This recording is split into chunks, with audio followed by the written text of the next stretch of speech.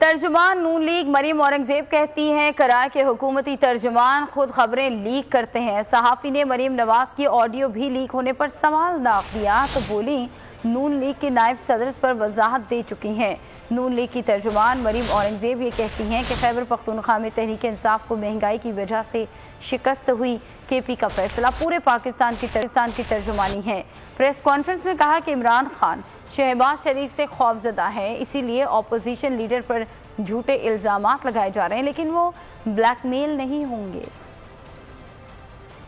पर साहब जो नेशनल क्राइम एजेंसी है जिसके ऊपर लंदन कोर्ट का फैसला आया है वो भी साथ कराते हैं। शहबाज शरीफ के तमाम अकाउंट्स, उनकी फैमिली के तमाम अकाउंट्स करप्शन की बुनियाद पर, मनी लॉन्ड्रिंग की बुनियाद पर फ्रीज कराए जाते हैं। और डेविड रोज और डेली मेल को ये कहा जाता है कि अभी कन्विक्शन होनी है, अभी बहुत बड़े सबूत आने वाले हैं।